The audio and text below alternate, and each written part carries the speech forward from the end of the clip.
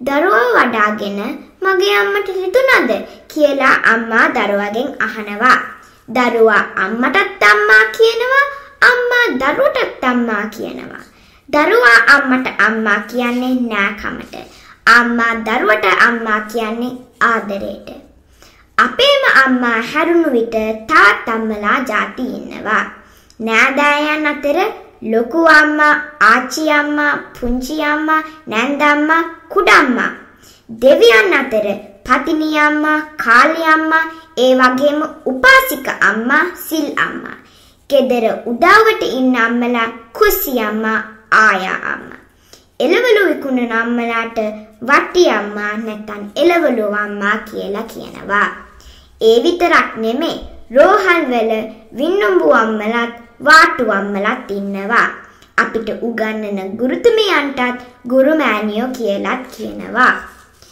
මෙම කතාව මම උපුටා ගත්තේ ජේ.බී. දිසානායක මාමාගේ අකුරු මිහිර පොතෙන්. බොහොම ස්තුතියි. ස්තුතියි තිසුලි නංගි. වෙනදා වගේම මෙම වැඩසටහනට අපිට බෙහිවෙන් අත හිත දුන් සිසිල් මාමට ගොඩක් ස්තුතියි. මේ වගේම තවත් ලස්සන වැඩසටහනකින් නැවත හමු වෙමු. මම මිට්ට සිංහල පාසලේ නිහාර අත්කොල්ල. අයිබෝන්. මල් පිබිදේවා සිත් තුළ මෙත් මල් පිබිදේවා කරුණා ගුණ දේවා සිත් තුළ කරුණා ඉතිරේවා මෙත් මල් පිබිදේවා සිත් තුළ මෙත් මල් පිබිදේවා කරුණා ගුණ දේවා සිත් තුළ කරුණා ඉතිරේවා.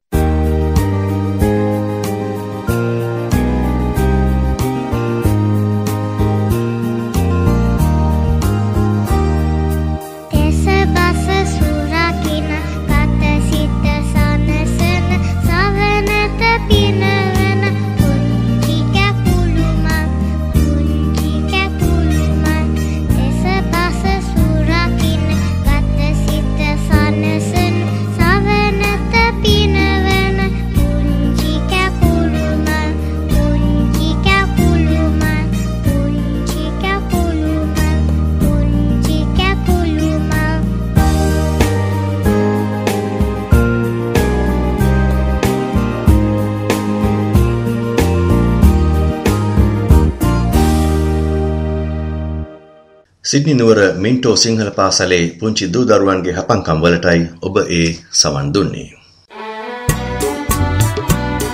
හර්ෂණ දිසානායක සමග රෝහණ වීරසිංහ.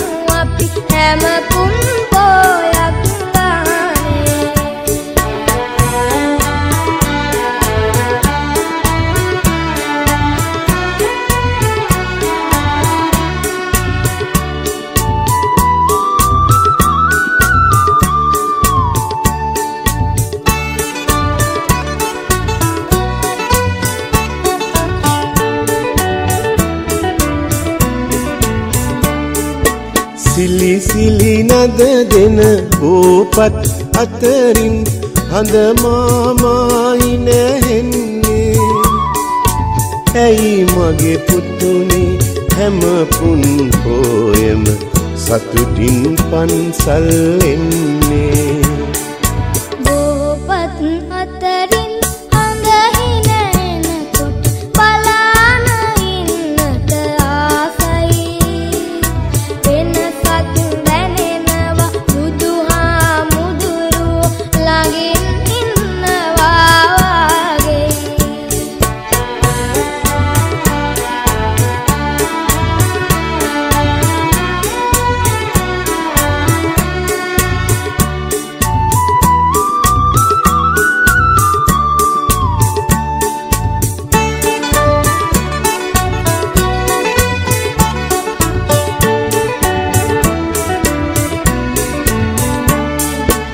වනමල් නෙලලා පිණි පැන්දොවලා මුනි සිරිපාද පුදන්නේ බෝමළුවේ හිඳ බවුන් වඩන විට මොනවද හිතට දැනෙන්නේ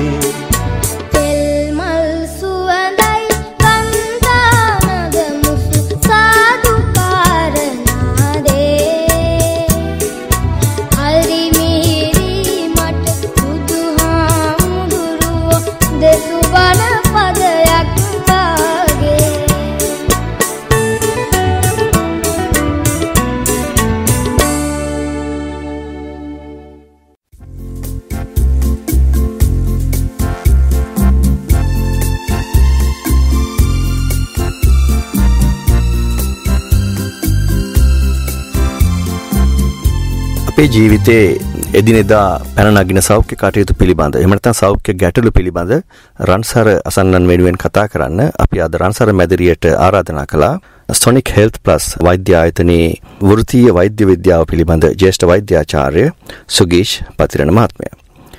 ඉතින් අපි අද සුගීෂ් පතිරණ මහත්මයාව රන්සර අසන්නන් වෙනුවෙන් තම ආදරෙන් පිළිගන්නවා. ආයුබෝවන් සුගීෂ්. ආයුබෝවන්. සුගීෂ් එහෙමනම් අද අපි කතා කරන්න හදන්නේ අපි රැකියා කරන ස්ථානයේ ඇතිවිය හැකි මානසික ආතතිය පිළිබඳව නේද? ඔව්. මම හිතන්නේ මේක බොහොම කාලීන මාතෘකාවක් අද දවසේ. ඒ නිසා මම හිතන්නේ ඉතාමත් වැදගත් වෙනවා මානසික ආතතිය ගැන කතා කිරීම. ඔව් සුගීෂ්. එතකොට මම එහෙමනම් ඉස්සෙල්ලාම අහුවොත් මොකක්ද මේ වැඩ කරන ස්ථානයේ ඇතිවිය හැකි මානසික ආතතිය කියන්නේ? එහෙම නැත්නම් මොකක්ද මේ මානසික ආතතිය කියන්නේ? පොදු වශයෙන් ගත්තොත් අපිට පැහැදිලි කරලා දෙන්න පුළුවන්ද? ඔව්. මානසික ආතතිය නැත්තම් මේ ස්ට්‍රෙස් කියන එක අපි බහුලව පාවිච්චි කරන වචනේ තමයි ස්ට්‍රෙස් කියන එක. කියන්නේ වැඩ කරන ස්ථානයේ හෝ තමන්ගේ ජීවිතයේ තියෙන වැඩවල තියෙන ඉල්ලුම එහෙම නැත්තම් තෙරපුම තමාගේ හැකියාව සහ දැනුම අභිබවා ගිහිල්ලා අභිබවා ගිය තැන ඇතිවන තත්වයකට තමයි අපි කියන්නේ ස්ට්‍රෙස් කියලා. ඉතින් මේ ස්ට්‍රෙස් කියන එක විවිධාකාර වර්ග තියෙනවා. මම බොහොම සරලව කියනවා නම් මේක හොඳ ස්ට්‍රෙස් තියෙනවා නරක ස්ට්‍රෙස් තියෙනවා. හොඳයි. අපි බලමු මොනවද හොඳ ස්ට්‍රෙස් එහෙම නැත්නම් හොඳ මානසික ආතතියන් සහ නරක මානසික ආතතියන් කියලා. එතෙන්ට යන්න ඉස්සෙල්ලා අපිට කියලා දෙන්න එහෙමනම් කොහොමද වැඩ කරන ස්ථානයක මේ වගේ ආතතියක් සිද්ධ වෙන්න එහෙම නැත්නම් ඇති වෙන්න පුළුවන් කියලා? විවිධාකාර හේතු දකින්න ලැබෙනවා.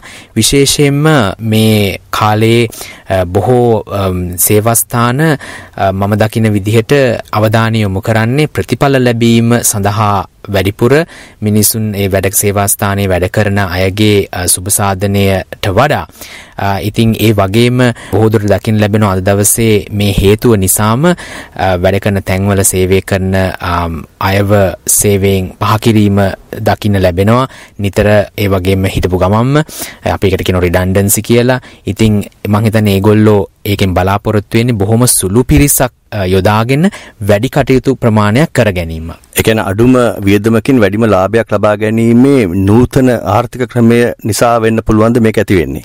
එහෙම කිව්වොත් මං හිතන්නේ වඩාත් නිවැරදි. හොඳයි. එතකොට එහෙමනම් අර අපි ඉස්සෙල්ලා කිව්වා වගේ අර හොඳ වර්ගයේ සහ නරක වර්ගයේ ආතතීන් දෙකම ඇති වෙනවා කියලා කිව්වනේ. එතකොට සේවා ස්ථානයක ඇති වෙන්න පුළුවන් ඒ වර්ග දෙක ගැනත් අපිට පොඩ්ඩක් කියලා දුන්නොත්. ඔව්. මෙහෙමයි. දැන් හොඳ ස්ට්‍රෙස් කියන්නේ හොඳ මානසික ආතතියක් කියලා කියන්නේ අපි දන්න පරිදි යම් තාක් ප්‍රමාණයකට අපි හැමෝටම ස්ට්‍රෙස් එක නැත්තම් මානසික ආතතිය ඇතිවීම සෞඛ්‍යදායක වෙන්නත් පුළුවන්. උදාහරණයක් විදිහට අපි එක්සෑම් එකක් කරන්නදී සූදානම් වෙද්දී අපිට යම් තාක් දුරකට මානසික ආතතියක් නැත්තම් ස්ට්‍රෙස් එකක් තිබ්බේ නැත්තම් අපි ඒක නිවැරදිව නොකරන්න පුළුවන්. අන්න ඒ වගේකට තමයි හොඳ ස්ට්‍රෙස් එකක් කියලා කියන්නේ. ඒ වගේම තමයි සේවා ස්ථානයේ වැඩ කරනකොටත් යම් තාක් දුරකට අපිට යම් ඉල්ලුම් වලට ඩිමාන්ඩ්ස් වලට ඒ වගේ දෙයකට අපිට යම් කිසි ප්‍රමාණයක ස්ට්‍රෙස් එකක් තිබ්බේ නැත්තම් අපිට ඒ වැඩේ ඒ කාල සීමාවන් වලදී නොකරන්න ඉඩ කටයුතු තියෙනවා. දැන් නරක ස්ට්‍රෙස් එකක් කියලා කියන්නේ මේ තත්වයට වඩා එහාට ගිහිල්ලා ගොඩාක් එල්ලුම වැඩි වෙලා අපිට ඒකට අවශ්‍ය කාලය අපිට අවශ්‍ය උදව්ව ලැබෙන්නේ නැතුව ඒක රෝගී තත්වයකට පත් වෙන්නේ නැත්නම් අපිට එදිනෙදා කටයුතු වලට ඒක බාධා වෙන තත්ත්වයට පැමිණුනහම අපි ඒකට කියනවා නරක ස්ට්‍රෙස් එකක් කියලා. දැන් මං හිතනවා අපි මේ ඕස්ට්‍රේලියාවේ වගේම ලංකාවේ හිටියත් ලෝකෙ කොහේ තැනක හිටියත් රැකියා කරන ස්ථානයට ගියාම සමහර වෙලාවට මේ මානසික ආතතිය අපිට දැනෙනවා. සමහර වෙලාවට ආසාවෙන් වැඩ කරන වෙලාවල් තියෙනවා. සමහර වෙලාවට යම් කිසි විදිහකින් නිකන් මානසික තෙරපීමක් යටතේ වැඩ කරනවා වගේත් අපිට දැනෙන්න පුළුවන්. දැන් අපි දැනගන්නේ කොහොමද යම් කිසි විදිහකින් අපි මේ මානසික ආතතිය කියන තත්වයට ඇවිල්ලාද කියන එක අපි හඳුනගන්නේ කොහොමද? දැන් බොහෝ දෙනා හිතන්නේ මේ මානසික ආතතිය කියන එක මානසික රෝගයක් විදිහට. හැබැයි අපි දකින රෝගීන්ගේ බොහෝ දුරට මේ ස්ට්‍රෙස් කියන එක පෙන්눔 කරන්නේ ශාරීරික ලක්ෂණ වලින්. දැන් උදාහරණයක් විදිහට ඒ වගේ රෝගීන්ට තියෙන ප්‍රධානම ලක්ෂණ තමයි ඔළුවේ කැක්කුම, හරියට නිින්ද නොයාම, ඇඟේ තෙහෙට්ටුව, කෑම අරුචිය, ඉක්මනට තරහ යෑම, කරන වැඩවලට අවධානය අඩුවීම, වැඩ අතුපසු වීම, ඒ වගේ විතරක් නෙවෙයි වැඩවලට තියෙන කැමැත්ත අඩුවීම, ඒ වගේ බොහෝ රෝග ලක්ෂණ තියෙනවා මේ මානසික ආතතිය නිසා. ඒ වගේම මම දකින විදිහට සමහර සංස්කෘතීන් වල මේ මත්පැන් භාවිතය, හිටපු ගමන් මත්පැන් භාවිතය වැඩිවීම, මේ දුම්පානය වැඩිවීම වගේ දේවලුත් අනියමාර්ථයෙන් අපිට කියන්න පුළුවන් මේ ස්ට්‍රෙස් එකෙන් හෙලෙන රෝගියෙක් කියලා. ඒක එකපාරටම ඒක ස්ට්‍රෙස් එක කියලා පිළිඹු නොවුනත්, නැත්තම් ඒ රෝගියා ඒක ස්ට්‍රෙස් කියන වචනය පාවිච්චි කළ නොකිව්වත් මෙන්න මේ වගේ රෝග ලක්ෂණ වලින් වෛද්‍යවරයා හඳුනා ගන්නවා ඒගොල්ලන් මේ මානසික ආතතියෙන් පෙළෙන බව. එතකොට ඔබ ඇත්තටම දැකලා තියෙනවද මේ රෝගී තත්වයෙන් පෙළෙන යම් කිසි අය තමන් ස්ට්‍රෙස් එකට එහෙම නැත්නම් මානසික ආතතියට භාජනය වෙලා තිබෙන බව පිළිගැනීමට ලැජ්ජා වෙන තත්වයක් තියෙනවා කියලා එහෙම ඔබ දැකලා තියෙනවද? බොහෝ දුරට මං හිතන්නේ ඒක බහුලවම දකින්න ලැබෙනවා. ඒ නිසාම තමයි මේ මානසික ආතතිය කියන තත්වයට මූලික අවස්ථාවේදී ඒකට ප්‍රතිකාර ගැනීම, පිළියම් ගැනීම ප්‍රමාද වෙන්නේ. ඒ තත්ත්වය නිසා මං හිතන්නේ ඒක අර සෝෂල් ස්ටිග්මා කියන එක තමයි ඒකත් එක්ක බැඳෙන එක. ඒ වගේම මං හිතන්නේ ඒක ඒගොල්ලන්ට අඩුකමක් කියලා තමයි ගොඩක් වෙලාවට ඒගොල්ලන්ට හිතෙන්නේ මේ ස්ට්‍රෙස් කියන එක මම ස්ට්‍රෙස් එකේ මදිකමක් විදිහට තමයි මේ මානසික ආතතියෙන් පෙළෙනවා කියන එක කිවීමෙන්. එතකොට එහෙමනම් හුඟක් වෙලාවට යම් කිසි කෙනෙක් සේවා ස්ථානයේ තුල මානසික ආතතියකට ලක් වෙනවා නම් ඒ පුද්ගලයාට වඩා ඒ පුද්ගලයා ළඟින් ඇසුරු කරන එහෙම නැත්නම් පවුලේ සමාජිකයින්ට තමයි ගොඩක් පහසු වෙනවා ඇත්තේ මේක හඳුනා ගැනීම. එහෙම නැත්නම් මෙහෙම තත්වයක් තියෙනවදෝ කියලා සැක කිරීම. එහෙම කියන එක හරිද? ඉතාමත්ම නිවැරදි. බොහෝ දුරට අපි එහෙම සැකයක් ඇති වුණොත් අපි රෝගීන් බලද්දී ඒ රෝගීන්ගේ අවසරය ඇතුව සමහර වෙලාවට අපි ඒගොල්ලන් ඒ රෝගීන්ගේ පවුලේ අයට, එයාගේ ළඟින්ම ඉන්න ආශ්‍රය කරන අයට අපි සමහර වෙලාවට ආරාධනා කරනවා ඒගොල්ලන්ත් එක්ක ඒ ගැන සාකච්ඡා කිරීම සඳහා. එතකොට අපිට ඒගොල්ලන්ගෙන් ඒ විස්තරය ලබා ගන්න ලේසි. ඒ වගේම අපි සමහර වෙලාවට විශේෂයෙන්ම සේවා ස්ථානයේ ඇතිවන මානසික ආතතියෙන් පෙළෙන රෝගීන් තමයි අපි ගොඩක් වෙලාවට මම නම් ප්‍රතිකාර කරන්නේ. ඒ වෙලාවට අපි රෝගියාගේ අවසරය ඇතුව එයාගේ තෙක්ක ප්‍රධානියාට සේවාස්ථානයේ ප්‍රධානියට අපි කතා කරන අවස්ථාවලුත් තියෙනවා. එතකොට යම් කිසි විදිහකින් එහෙම සැකයක් අපිට ඇති වුණොත්, මෙහෙම මානසික ආතතියකින් පෙළීමේ මූලික අවස්ථාවකදී අපිට මෙහෙම හඳුනා ගන්න ලැබුණොත් මොකක්ද අපි කළ යුත්තේ ඊළඟට? මම හිතන්නේ ඊට ඉස්සෙල්ලා මංජුල මං හිතන්නේ ඉතාමත්ම වැදගත් අපි කතා කරන එක ඇයි මේ සේවාස්ථානයේ මානසික ආතතිය ඇතිවෙන්න හේතු වෙන හේතුකාරක කතා කරන එක මං හිතන්නේ ඊට ඉස්සෙල්ලා වැදගත් කියලා. ඔව් අපි එහෙනම් අපි ඒකත් පොඩ්ඩක් කතා කරලිමු. දැන් මගේ අත්දැකීමේ හැටියටත් අපි බහුලව දකින්න තියෙන දේ තමයි සමහර සේවාස්ථාන අපි පෙර කී පරිදි බොහොම මේ සේවා කරන අයගේ සුබ සාධනය සඳහා බොහෝ දේවල් කරන මේ ආයතන තියෙනවා. හැබැයි ඒ වගේම ප්‍රතිඵල සඳහා පමණක් අවධානය යොමු කරන මුදල් පසුපස යන ආයතනත් බොහෝ දුරට දකින්න ලැබෙනවා. ඉතින් ඒක අපි කියනවා ඕගනයිසේෂනල් කල්චර් කියලා. ඒ කියන්නේ මේ සේවා ස්ථානයේ තියෙන සංස්කෘතිය. ඉතින් ඒක හරියට බලපානවා ඒ සේවා